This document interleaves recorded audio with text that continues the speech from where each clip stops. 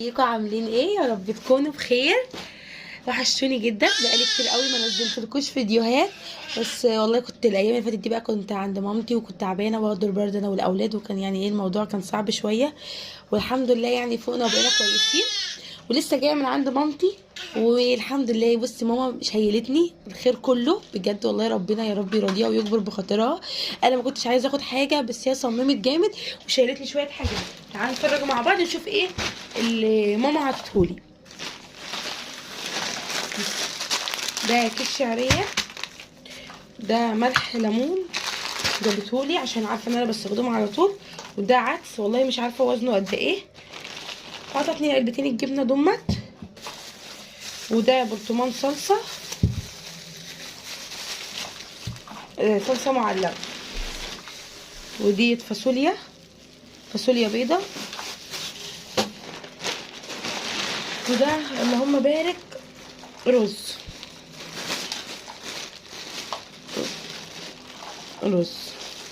مش عارفه وزنهم قد ايه، بس اللهم بارك يعني باين عليهم ان هم يعني كميه حلوه جدا. يعني هي دي كل دمت كده رز. تعالوا اوريكم تاني هي جابت لي ايه. بص، جابت لي تاني مكرونه من دي ودي. يعني هم تعتبر كيسين من دمت وكيس من الصغيره دي. وعطتني تاني كيلو دقيق برضو، دقيق ابيض. وعطتني بصوا بقى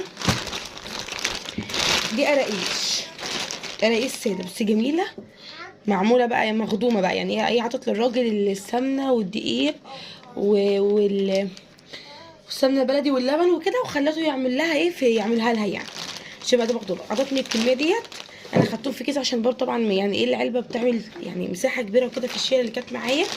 ودول اللهم بارك ايه شويه قراقيش حلوه بقى، شاي بلبن بقى نفطروا بيه. كانت عاطيلي والله برضه كيسه تانية فيها شويه وفيها كحك برضه بالعجوه. بس طبعا اول ما جينا بقى فطرنا بيهم كده مع كوبايه شاي بلبن فما كنتش لحقت اصور لكم.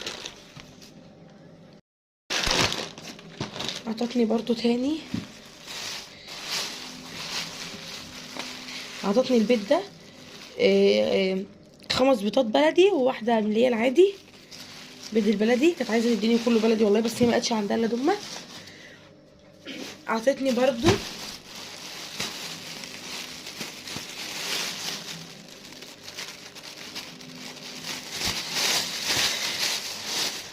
سوداني مقلي وكده ماشي. عطتني برضو 2 كيلو من السكر.